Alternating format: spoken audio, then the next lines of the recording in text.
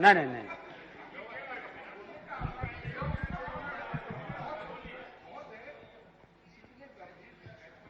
यादव जी। माननीय अध्यक्ष महोदय, हम लोग जिस घटना पर आज चर्चा कर रहे हैं, क्यों चर्चा कर रहे हैं, बात मेरी समझ में नहीं आ रही।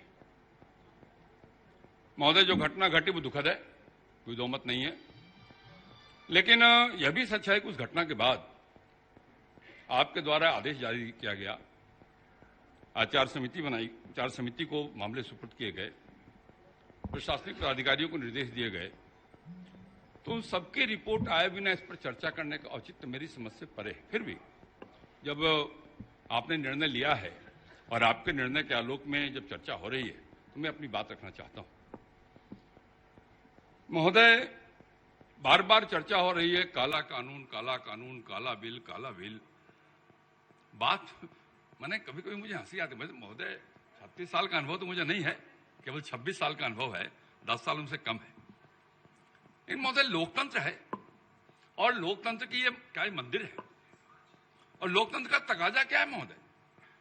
हमारे भारत के संविधान में लिखा क्या है कि लोकतंत्र के इस मंदिर में बहुमत से फैसला होगा, सर्वसम्मत नहीं है। अगर मतभेद होते हैं किसी विषय पे तो बहुमत से फैसला होगा, और बहुमत चाहे 1 वोट का हो या 100 वोट का हो, बहुमत बहुमत होता है। बार बार क्यों कहा जाता है कि आपने चोर दरबार से सरकार हासिल कर लिया? केवल इसलिए महोदय कि लोगों ने मान लिया था कि मुख्यमंत्री बन जाएंगे, बन नहीं पाए, दर्द आज तक छुपा नहीं पा रहे हैं, प्रकट कर दिया। महोदय, जिस कानून की चर्चा की जा रही है, महोदय जिस कानून की चर्चा की जा रही है, उस कानून को बने हुए कितने महीने हो गए? 4 महीने हो गए। एक घटना बता सकते हैं आप उस कानून के दुरुपयोग का?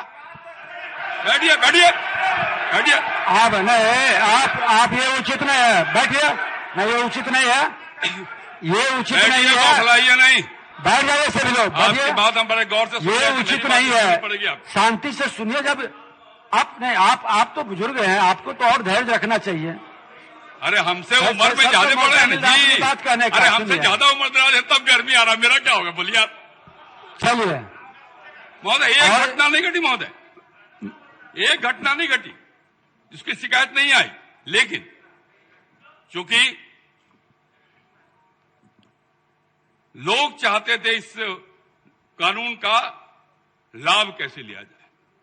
महोदय, नेता प्रतिपक्ष यहां नहीं है, उनके बड़े भाई हैं, इनको नहीं याद होगा क्योंकि थे ही नहीं वो उस समय। लेकिन नहीं, मजाक की बात नहीं कर रहा हूं, मैं गंभीरता से कर रहा हूं। हम लोग उनके पिताजी के साथ आंदोलन में थे महोदय। मुझे आज भी याद है, मैं आचार संहिता समिति का पटना सिटी का अध्यक्ष था। लालू जी हम सबके नेता थे, सुशील मोदी थे, नरेंद्र भाई थे, सब लोग नेता थे महोदय। तय होता था कब लाठी चलवाना है, और उसके हिसाब से लोग रणनीति बनाते थे, और उस रणनीति को सफल करते थे, पुलिस लाठी चलाती थी। महोदय, मुझे पूरा अंदेशा है, मुझे पूरा अंदेशा है महोदय कि उस कानून को जब यहां बिल को पेश किया गया, तो उस बिल के माध्यम से कैसे ऐसी स्थिति पैदा की जाए ताकि सरकार को बदनाम किया सके, मुझे इसकी पूरी आशंका है। महोदय, मैं एक बात कहना चाहता हूं आपसे, मैं पुलिस के किसी भी कार्रवाई का समर्थन नहीं कर रहा हूं, लेकिन मैं एक बात कहना चाहता हूं। कई पुराने लोग बैठे हैं, दुबे जी बैठे हैं, सब लोग बैठे हैं, और महोदय मुझे इस बात का सौभाग्य प्राप्त है कि मैं वहां भी बैठा हूं जहां नेता प्रतिपक्ष आज बैठे हैं, और मैं वहां भी बैठा हूं, और मैंने भी कई बार बेल में आने का काम किया है। और याद होगा जब नेता प्रतिपक्ष यहां उप मुख्यमंत्री कुर्सी पर बैठे थे, तो मैं तो सो गया था, यहां 3-4 घंटे तक बैठा रहा है बेल में। स्वाभाविक है, विपक्ष को अपनी बात कहने का पूरा अधिकार है, विपक्ष को सरकार के किसी प्रस्ताव से असहमत होने का पूरा अधिकार है, और असहमति के सवाल पर अपनी बात पुरजोर ढंग से कहने का भी पूरा अधिकार है। तलखी हो न हो यह अलग विषय, लेकिन उनको इस बात का अधिकार है। लेकिन क्या किसी माननीय सदस्य को, चौधरी जी बताएं हमें, किसी माननीय सदस्य को इस बात का अधिकार है उप मुख्यमंत्री के हाथ से कोई कागज का पन्ना फाड़ के बिक दे? ये अधिकार है किसी को? कैसे हो सकता है? कैसे हो सकता है? अब आलोक जी बैठिए। आलोक जी, इसको आप सही से नहीं कर सकते। सुन लीजिए, बैठ जाइए। विनोद जी, इसको सही सिद्ध नहीं कर सकते आप। मेहता जी एक बार सुने, इनकी भी बात सुनी गई, उधर भी सही सिद्ध नहीं कर सकते आप, चाहे कोई करे। अगर मैंने भी कभी किया होगा तो गलत है, गलत है, चाहे कोई करे। महोदय, मैं एक बात कहना चाहता हूं, उस कानून के विरोध के स्वर में जिस प्रकार की स्थिति यहां पैदा होगी महोदय, मेरा तो मानना है, अगर आपने हस्तक्षेप नहीं किया होता, आपको बंद कर दिया गया साहब, आपको निकल के आने नहीं दिया गया, आपको कोशिश करने की, आप अगर कोई कोशिश करते ऐसी स्थिति नहीं पैदा होने दी गई। बैठ जाइए सुरेंद्र जी, बैठिए बैठिए बैठिए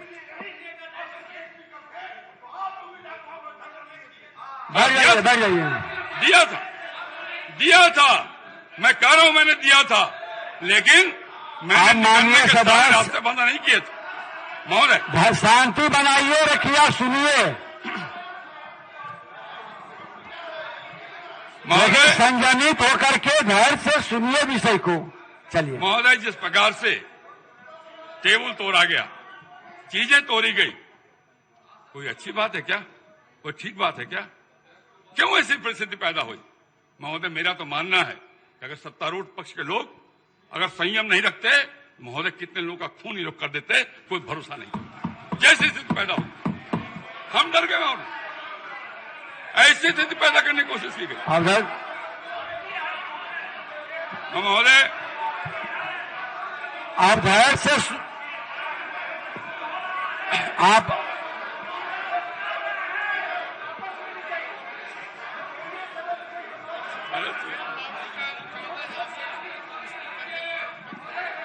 महोदय, याद करिए, आपके जाने के बाद, महोदय,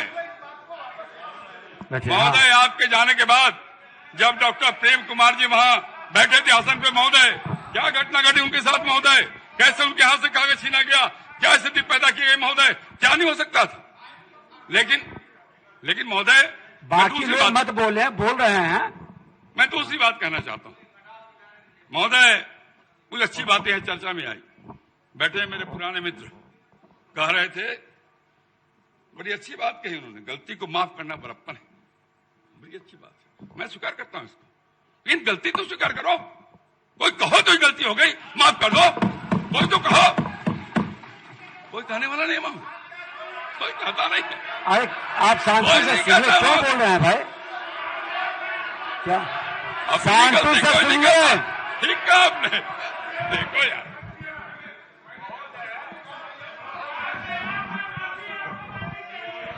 अरे कोई तो मांगे, कोई तो माने गलती हो गई। बढ़िया बोल रहे हैं, आप बोल रहे हैं, बढ़िया।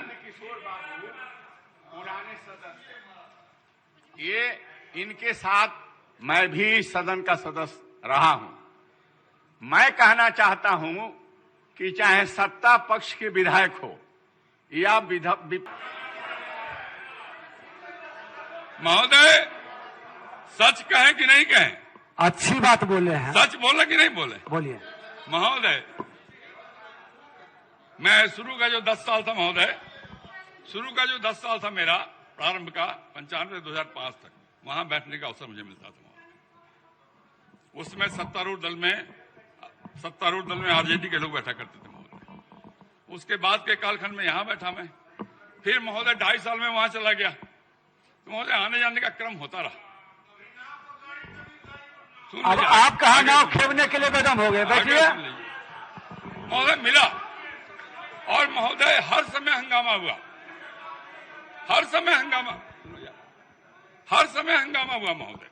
हम वहां बैठे तब भी हुआ, यहां बैठे तब भी हुआ। लेकिन महोदय, आश्चर्य की बात यह है कि जब भी हंगामा हुआ तो उन लोगों ने हंगामा किया महोदय, तो हम भाजपा और जदयू के लोगों ने नहीं। क्यों? आखिर क्यों ऐसा होता है? केवल इसलिए कि आपको लोकतंत्र में आस्था नहीं है। मैं मानता हूं कि आस्था है, लेकिन उससे आप बहुमत के निर्णय को स्वीकार नहीं करना चाहते। आप चाहते हैं कि ग्रैब कर जाए विधानसभा को।